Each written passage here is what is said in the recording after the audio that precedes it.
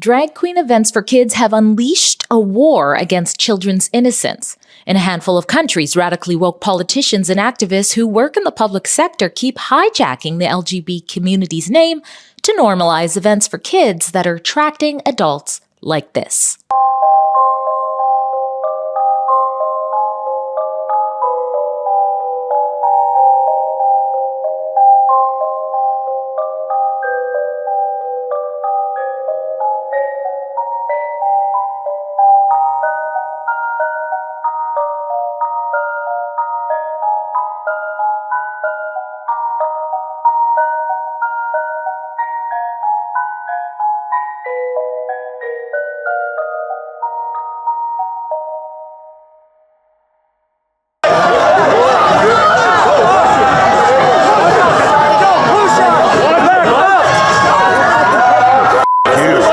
We are now calling the police. We have the police coming. No education, you're shaking? Hey! This guy just spat on me! This guy just... You guys aren't gonna do anything. This guy spat on me, guys! Come on! Why is that a sexual So you thing? think adults should be able to wear whatever they want in front of children? Sure. So Canadians are really G-strings. uptight. Sure. Why not? It's Well, a body. It's a human that's your body. opinion. Why not? So It's a human body. Two different we have sizes. naked men reading to little kids? Sure, it's a human body. How are these strange people getting away with sexualizing little kids and making kids' spaces weird and violent? Well, the politicians paid to represent us are letting them. It's a shame convoy organizer Tamara Leach wasn't a drag queen who labeled opposing medical tyranny as fighting against hate. If she was, she likely would have gotten a get-out-of-jail-free card. And politicians who stood up for the convoy were told they were supporting terrorist violence without any evidence whatsoever. In contrast, politicians who support drag queen story hours where violence breaks out from drag queen proponents are never called to be accountable for their support of such events and such people. We recently showed you Robinson cheering on violent Antifa-style anarchists, one of which whose identity I will reveal to you shortly. She engaged in this disgraceful display of activism in front of the Coquitlam Public Library during a counter-protest organized by drag queen Connie Smudge, aka Chris Bolton. His counter-protest was portrayed by mainstream media as some sort of bubble of love against hate, when in reality it was just about silencing citizens who dared to come out and oppose his transvestism performance for other people's children. Smudge's demonstration wasn't loving at all. Much like fascists, Antifa wannabes used brute force to silence those opinions right in front of MLA Robinson. According to North Shore News, Robinson's support for such a counter-protest was an example of her going into mama bear mode, stepping up into a fight against those who are much bigger and louder than her so that others don't have to. After all, Robinson's son is gay. Okay, so are a lot of people. And I hate to break it to MLA Robinson, but she's not a bear. She's an elected representative of the public and should act like it. That means instead of behaving like an animal she identifies with, she should remember the people she serves. People trying to walk into a public library but didn't feel safe doing so because of a demonstration their MLA so proudly partook in. Not to mention, you'd think of all people, the mother of a gay man, would have publicly condemned the violence that occurred from Smudge's counter-protests by now. Violence which included assaults against LGBTQ members like Christopher here. Just even as a gay man, I don't understand why drag queens want to read to kids. And so I just felt it was important to go out to this event and protest because I don't agree with it. And what I saw there was not even what I was expecting. It actually looked like a freak show to me. So I felt it was important to go out to protest this event. Like I said, I have been following Gays Against Groomers. And in my mind, when I got there, was it something I was expecting. I was actually blindsided by when I arrived there and to see what a carnival it actually was. It was not what I was expecting. And then when you saw the Antifa people, there were people that looked like Antifa. I mean, they were flying the Antifa flag. And, what was their reasoning for being there? All of a sudden now they're LGBTQ supporters. Like I don't know. So But, the environment wasn't about love and unity. When I was there, it actually felt very hateful. As a gay man, my voice isn't being heard. You talk about, inclusivity and everybody there, but you're censoring me. They made the Antifa mob made it clear, it was evident they were obviously trying to block me and prevent me from getting close to Connie Smudge there when she came out to do her interview in front of the mainstream media. And, they were popping up their umbrellas. I'm a gay man. You're actually assaulting me at a supposed LGBTQ love and unity event, but you're assaulting me, a gay man, because I don't follow the LGBTQ narrative. All right, let's give MLA Robinson the benefit of the doubt, right? Perhaps she was so busy fiending for the political brownie points she knew the legacy media would give her for gaslighting fighting hate instead of actually fighting it, that she didn't notice she was celebrating as far-left extremists assaulted citizens in the name of drag queens for kids. I have been called groomer, to which my response is, yes, I bathe regularly and I get haircuts. I believe in good grooming. I've taught my children to do good grooming, trying to use a little bit of humor, but it's very disheartening. So I reached out to Robinson to make sure she was aware of at least some of their thuggery, including harassing and swarming myself and colleague Matt Brevner while we practiced journalism in her city. Robinson dug her heels in after I reached out and simply said, constituents deserve to be able to attend community events without hate being spewed at them. We shouldn't be too surprised after all. MLA Robinson proudly boasts divisiveness amongst her own constituents. She's the same MLA who told citizens of Coquitlam-Millardville that if they were not vaccinated, they were not welcome in her tax-paid-for office. But if Robinson would rather condemn opposing opinions she labels as hate instead of condemning actual violence fueled by hate, surely that wouldn't be the case for her NDP leader, right? Wrong. Instead of immediately chastising Robinson and making a public statement against the violent counter-protest she relished in, which would have communicated to the public that their party believes that citizens have the right to peacefully protest and practice journalism in BC without being assaulted. It appears instead BC NDP leader and also the province's premier, David Eby, also couldn't resist capitalizing on the political gain Connie Smudge would earn him. Aw, isn't this cute? There's Evie laughing in the faces of those who were assaulted, like child sex abuse survivor Christopher, and posing with the Antifa magnate himself, Connie Smudge, whom Premier Eby refers to as a wonderful storyteller. But it's worse than that. Premier Eby not only ignored my inquiry about Smudge's violent counter-protests and his MLA cheering it on, I even received multiple reports from other citizens saying that he is blocking them on Twitter if they express outrage over this counter-protest as well as drag queen story times. So I go on my Twitter page in the morning and I find out that I've been blocked by our new selected premier, David Eby. I had posted pictures of him with a drag queen that he was on a morning show with. And then, of course, another picture of her, which I found very inappropriate. And another picture of an attendee at the Drag Queen Storytime in Coquitlam that was wearing a dress, and I believe it was a full-grown man. I did a little collage of that. And I posted it quite often on his page. I also posted a flyer that was about them recruiting counter-protesters for the Drag Queen Storytime in Coquitlam, which I found a bit shocking that they were actually hunting down people to show up and to a peaceful protest outside of a children's event that, of course, turned, a little bit violent. So what does Premier Eby and MLA Robinson's silence about the assaults that occurred at Smudge's counter-protest say? It tells the extremists, like the ones you saw in action in this report, that violence against Canadians concerned about sexual indoctrination of children is okay. That's why we shouldn't be surprised to be seeing more examples of such violence thriving without consequences across the country.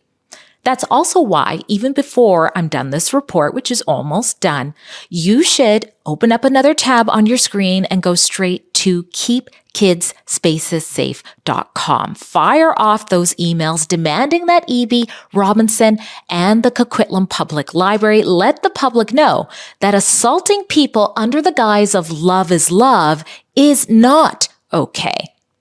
Now, who were the cowards hiding in black clad and masked to violently shut down people protecting child's innocence, you ask? Through my investigation looking into finding that answer out for you, I've managed to get information on a few of them, but for the purpose of this interview, I'll share the identity of who I believe to have been their ringleader that day. Meet Rafael Torres. He grew up in Victoria, but can be a drifter at times. He even likes to sport the pleather jacket look when he's not leading an Antifa posse. Now, I'm not going to spill the beans about how I tracked down some of these thugs, but take a look at this photo of him here. This photo is a few years old, so he's younger here, but notice the distinct eyebrow pattern here. Now take a look at that same eyebrow in a more updated photo. It's uncanny, isn't it? I first met Torres when he and a handful of others were trying to intimidate people peacefully entering a Christian freedom event that they, of course, mislabeled as a neo-Nazi transphobic gathering featuring some man who wasn't even in the building, nor had anyone I spoke to in charge of the event ever heard of before. I suggest that Torres is some sort of leader of theirs because he did his best to forbid anyone in his group from speaking with me that night, but it backfired. There was one young woman who was awfully misguided about what she came to fight, and she chose to exert her free will and spoke to me, and we had a rational conversation. We actually found some common ground, which is exactly what a far-left fascist like Torres doesn't want to happen. Being Christian is not far right. I think that Jesus was a really cool guy, actually. Me too. We have that in common. Yeah, totally. We've got that in common, right? There were also a few moments during the Connie Smudge rally where I noticed him behaving like a leader. When my mic and phone went crashing to the ground and an attendee of the Smudge counter-protest who happens to have known me for years and also knows that I do not hate LGBTQ people can be heard begging for them to leave me alone. Back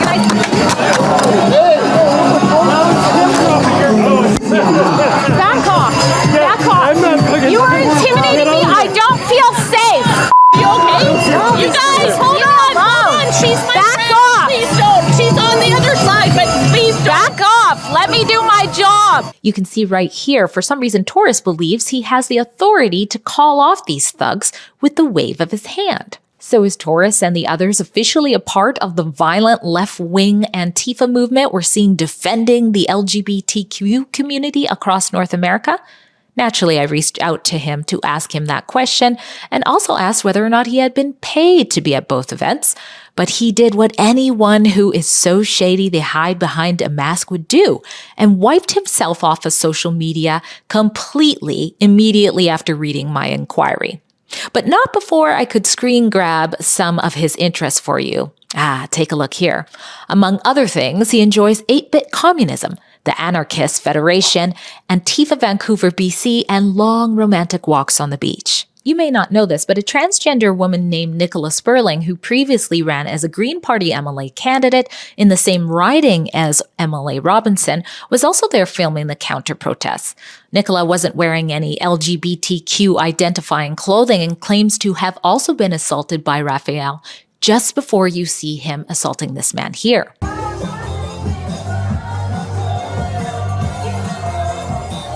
And it wasn't just the anarchists that were concerning during the crowd of Drag for Kids supporters. A lot of the people who showed up just looked disturbed.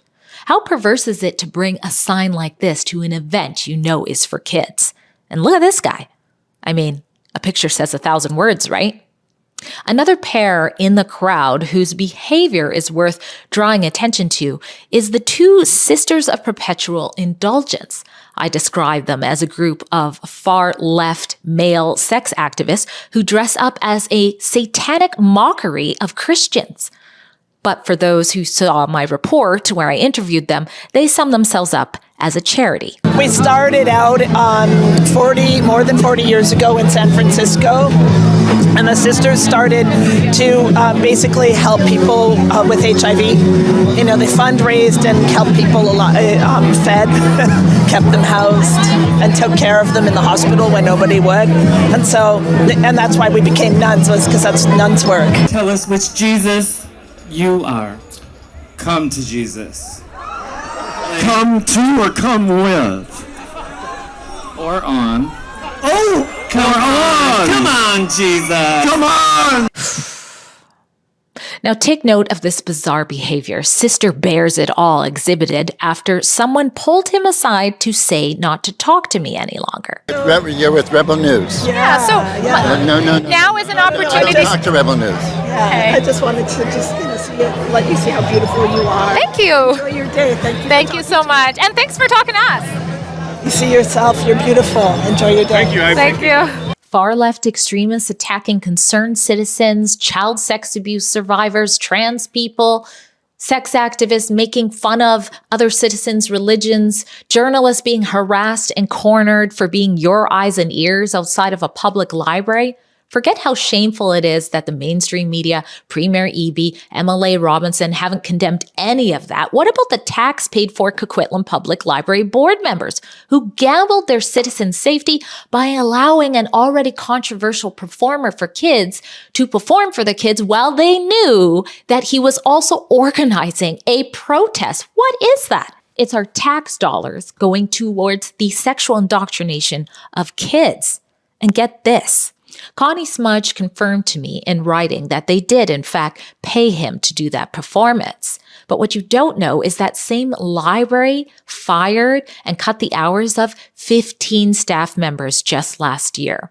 So instead of giving their own staff a couple of more hours for the budget they claim they don't have, they bring in Connie Smudge, when traditionally story times were always done by library staff. And not only that, they actually hired security, extra security, because they anticipated that something like this would go down. I confirmed that when I interviewed another concerned citizen who had had a sit-down meeting with some of their board members. I confirmed that that is true. Here's what else she had to say. Yeah, when we asked about the criminal record check, they seemed to be surprised at the question and a little bit offended. But they said we could ask the talent agency they said it was the talent agency's task. So it was clear that they hadn't ensured that a criminal record check had been done or was available. We want to know if the person was paid, the performer was paid, and they told us, first they were not happy about that question, but they answered in writing that all presenters are paid $250 to $300. They also they said they were going to hire extra security because there had been a protest at a previous drag queen story time in the summer. If an event for kids requires extra security and doesn't require a criminal record check, is it really an event for kids?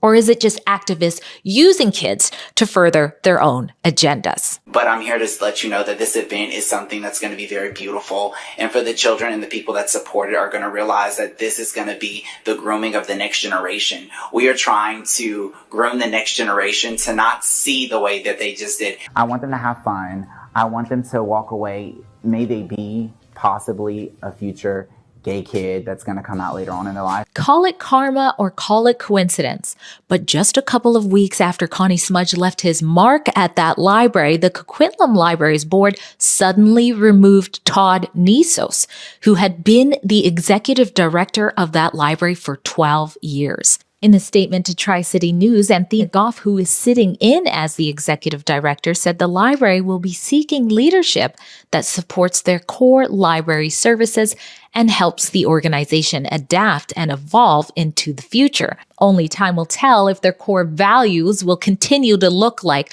what you just witnessed in this report. And there's one last thing, one last update you should know, and it's about MLA Robinson. You see, 13 days after engaging in this counter-protest, Robinson was diagnosed with cancer for the second time.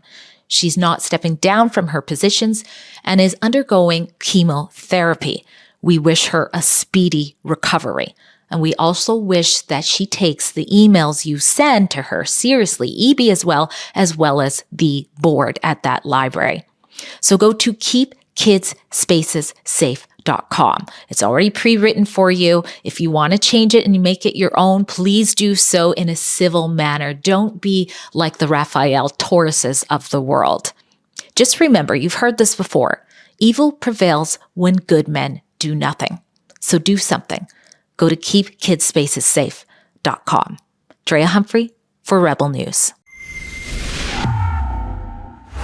And please, if you haven't already done so, go to keepkidsspacessafe.com. Fire off those emails so that we can take a stand against the actual hate and actual violence happening against concerned citizens that want to protect children's innocence.